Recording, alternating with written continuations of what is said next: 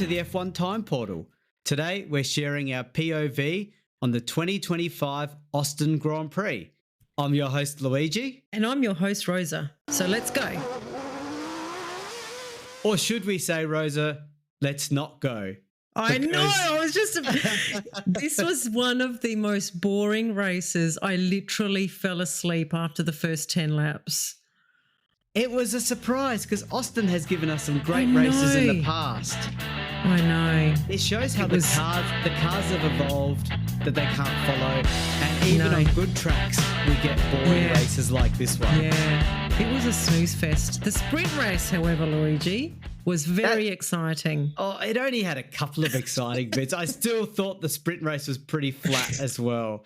Well, I'm not a big fan of the sprint format. I don't like a sprint race, but I guess it's better than practice for us viewers, for the fans. But I sort of don't really like the sprint format in the middle of a Grand Prix weekend because, well, usually drivers don't take a risk during the sprint race because the big points are for the Grand Prix proper and they don't want to totally destroy their cars and, put them behind the 8 ball and have their cars not ready for the big race. But this one had a few little spicy moments. Oh, it was the only thing we had spicy for the whole weekend. Yeah. In fact, the more spicy thing was before the race. Yes, exactly. Yeah, so should we start with before the race? Because let's face it, we're starting with the most exciting thing and then we're going to go on a downward path to the race and then the end. Yes.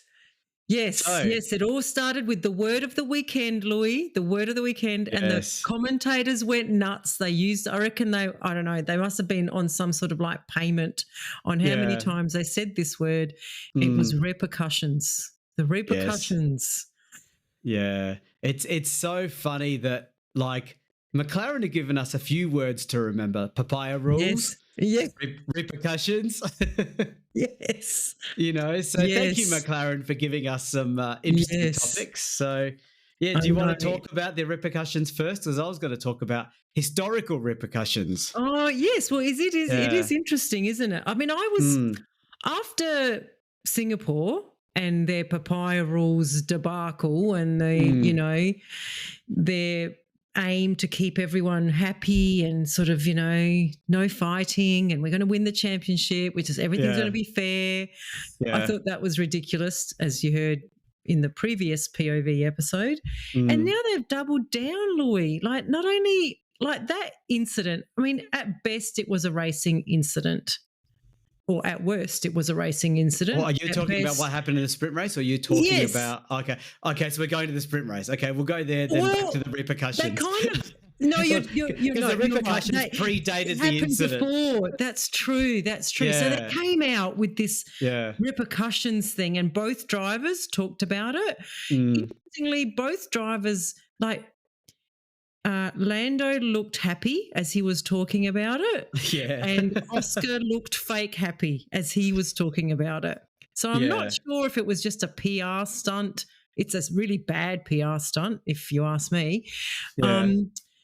But I couldn't believe they doubled down on a ridiculous driver management strategy. Well, repercussions. The silly thing about it all is you've got to tell us what those papaya rules are. You've got to tell us what those repercussions are. If you don't tell us, it leaves our imagination to go wild. And especially, like you said, Norris seemed to be all smiley about the repercussions. So they must have been pretty good repercussions for him. Yeah, exactly. As in no repercussions. Yeah. And Oscar was like fake happy. Like he had this fake smile planted on his face and he was very clipped in the way he spoke. So I was like, oh, this doesn't sound like there's going to be any repercussions. And but so don't use the word if you're not going to tell us. Exactly. That's right. And then you think about it and it's funny because I think on the telecast, I think Jensen also got asked what kind of repercussions and you and I spoke about it and I was saying, maybe they get to pick who pits first or who gets the best strategy and they probably can't be open about what it is, because it's race dependent, isn't it? And it's circumstances dependent. So they can't always say, "Oh, Oscar gets to pick the who pits first," because that might not actually be advantageous or something. I don't know. It would have to be specific to that race and the context they're in. But if that's the case, that's just, again, I don't know that I would use that in the media and tell everyone that, if that's what you're going to do. It's embarrassing. I'm sure it is. It is. Yeah, it looks really silly. It's like there's so much. It's a reflection of that really bad decision that inspired this POV series. Yes, at the Monza Grand Prix, when the slow pit stop by Norris was reversed. That's right. I wonder if the repercussions were something along the lines of, because Mark Webber is Piastri's manager, Mark Webber has to pick the time because he has the full picture. He's not like Piastri can't make the call in the car because he doesn't have the full picture during a race, right? But maybe Webber says, okay, I see an opportunity to make things fair. Now switch the pit stops around, or now switch it. They would never delegate that kind of responsibility to someone that's not connected with the team, like only connected to a driver. That would be out of this world. Well, what are they doing now? They're doing random. Well, I don't know what they're doing now. It's ridiculous. I know. Yeah. Let me tell you about. Can I tell you about historical repercussions? I was going to say, it did get us thinking about like this situation in particular, and whether this is the first time we've seen this like competitive management of two drivers in the same team. We've seen lots across teams, which is different, but in the same team. And you've given it some thought, Louis. I have, yeah. So there's a couple of. I mean, I'm not a walking encyclopedia of accuracy, but the one that we all know of, or those that have nostalgia for the 80s. The 1989 San Marino Grand Prix. Now, you have to remember the context of this race is that 88, McLaren had won 15 of the 16 races with Prost and Senna. And at that stage, Prost and Senna were buddy-buddy, right? Now, let's not forget Prost was the one that got Senna in that team in the first place. In 89, they didn't start the season as dominantly as they did 88, but they clearly had a better car. They were clearly going to be fighting for the championship again. And the San Marino Grand Prix, from memory, I think it was about the either 9th, 10th or 11th race of the season. I can't remember exactly, but I do remember that was the race where Gerhard Berger went straight off and smashed into the wall and went on fire, and he was okay, luckily. But the reason why I'm painting all that is they had a deal between Prost and Senna, knowing full well one of them was going to be the champion, to minimize having an accident. To minimize having an accident that would cause an early retirement between the two of them. They said whoever had the lead at the first corner, not had the race, but they weren't to be challenged at the first corner, because that was like the most dangerous time of the race. And the deal was done. They both agreed. But what happened at that race was, because Berger had that big accident, they stopped the race. They restarted the race. Prost was leading. Senna passed him at the first corner, broke the rule. But Senna's view was that rule only applied for the first race, not the restart. So I'm calling a technicality. It's a that's typical Senna. For those that remember Senna, Senna is the original Max Verstappen. Just saying. So Senna used a technicality to say, "Oh, that applied for the first race, not the restart," which is total, questionable. And Prost was furious. That was the end of their relationship in terms of being teammates. And from that point on, they were like in different teams in the McLaren team. Yes. So, that's repercussions. That's an example of repercussions. But they weren't team imposed repercussions. That was just a breakdown of the relationship, and they were both fighting hard as anything. Like that wasn't be nice to each other. I mean, Ron Dennis couldn't really manage either of them. I remember he was like just this like wooden puppet. Like no one listened to him. Any team orders, they refused. Those two drivers did what they wanted to do to win, which is fair enough, right? To do. Exactly. Which is the exact opposite of what we're getting right now. Yes, what McLaren is trying to achieve. For the time being. Yes. It's the exact opposite of what we're getting. That's right. I was challenging you to think of Like, is that the last time we've seen that kind of thing? Because I sort of put to you a couple of other Hmm. racing duos like You're going to say Rosberg uh, Hamilton? Rosberg, Hamilton. What about Hmm. Hamilton and is it Hamilton and Alonso? Were they Yeah, in the same team I'd as say, well? yeah, I'd say Hamilton. Yeah, 2007, right? That was the Yeah, last time when they threw the championship away. They had yeah, the two top drivers. They didn't really have team rules. They were yeah. surprised that Hamilton was so good as a rookie. Then he Yes, took on yes. the current defending double champion Alonso. We know Alonso, and that was Alonso at the peak of his Peak. powers. Yeah, yep, Uh, yep, and yep. and he was being shaken up by Hamilton, and both drivers lost the championship by 1 point to Yeah, Kimi Raikkonen, and that's yeah. because they didn't back a driver. In the Ferrari. Yes. Yeah. Go Ferrari. So, but this is looking like Yes. a repeat this season because Max is coming at them so fast now, I know. and The Rosberg Hamilton one, you kind of didn't put that in the same category because you think that there is a big disparity between the two drivers, yeah, between Hamilton and Rosberg. one's a great, and one's an A+ driver, and that's not me being a biased Hamilton fan. It's just he is a top driver, He is. He and is. Rosberg's more like a B+ driver.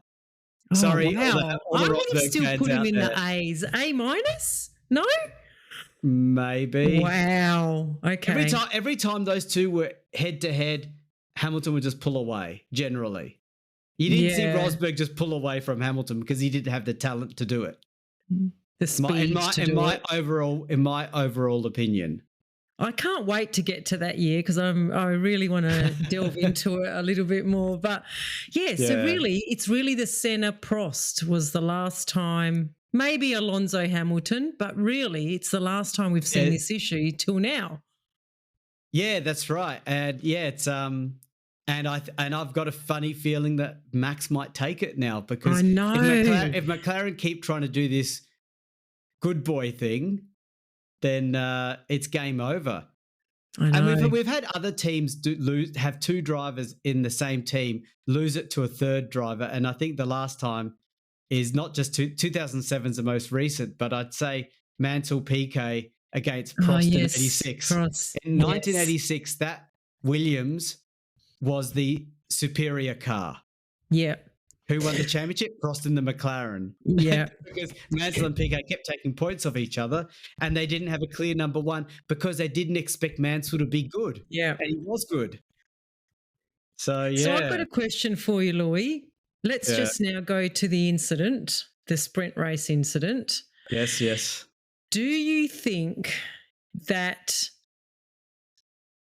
Oscar took Mm. an unnecessary risk? Well, did too aggressive a move to try and get in underneath Lando? And was it as a result of him going, it's every man for himself? I don't care what the team says.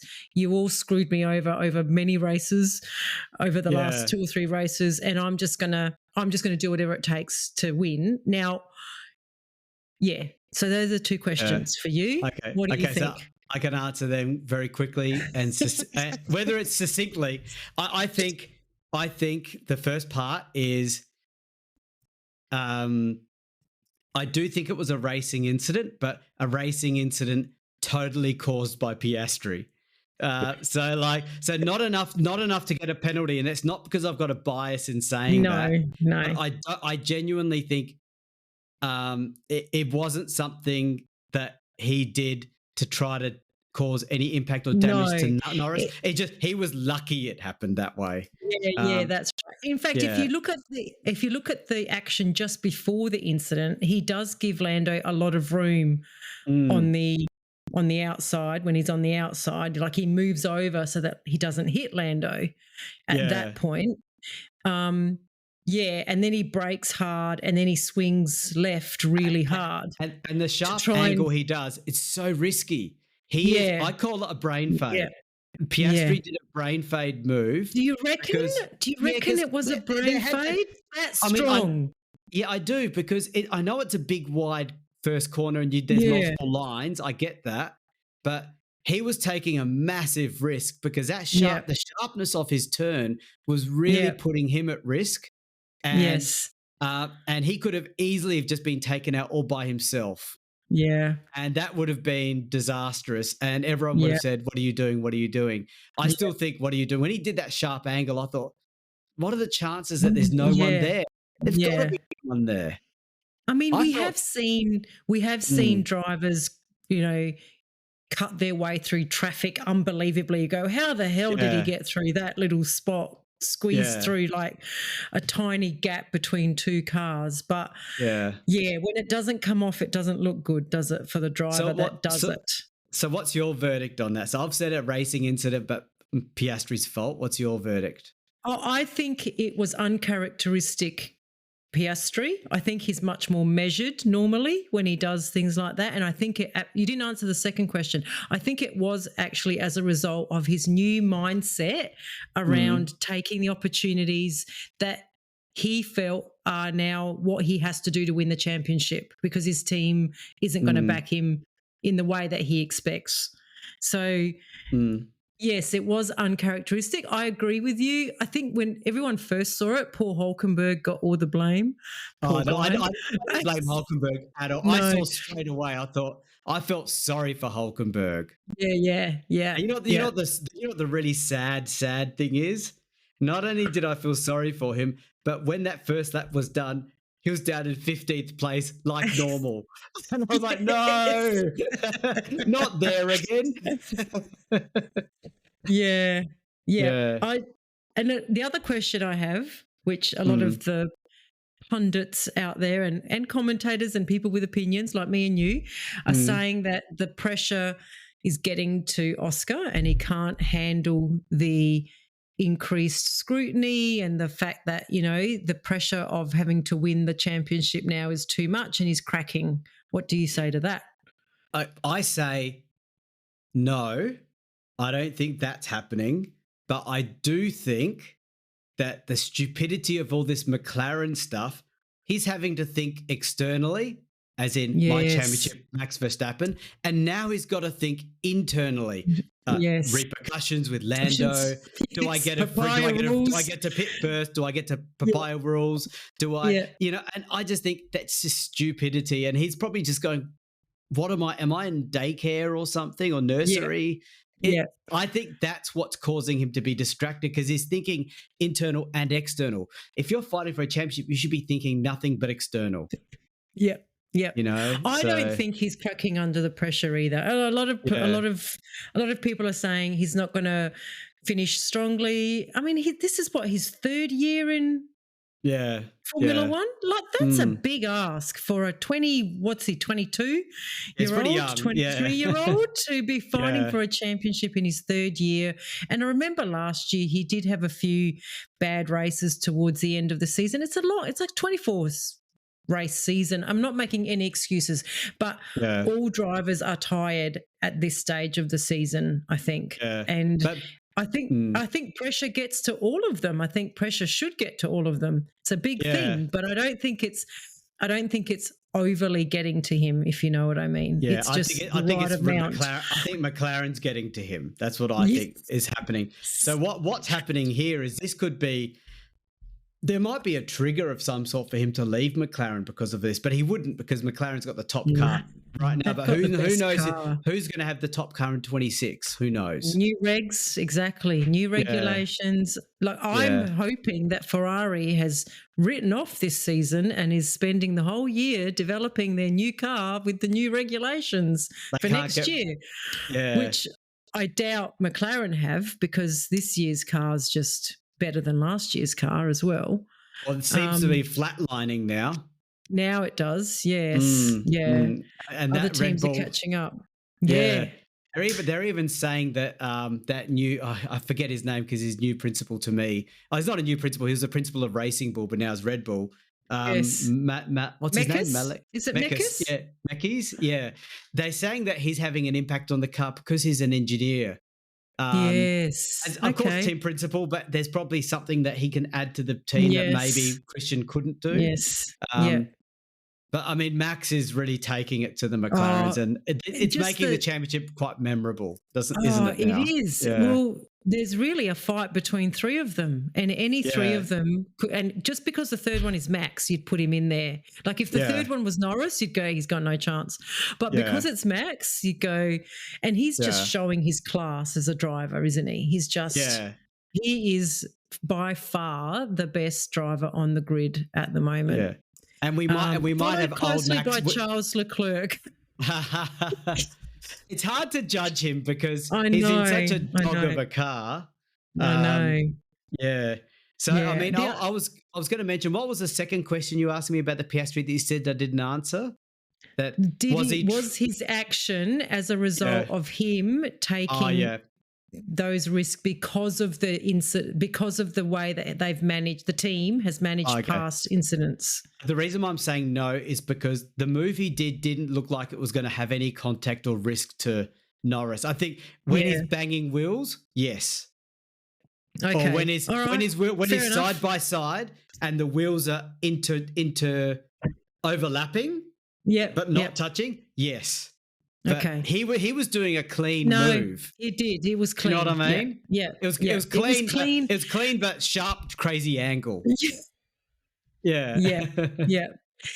Well, the only other thing I wanted to talk about, Luigi, in this race was the amazing strategy effort by Ferrari.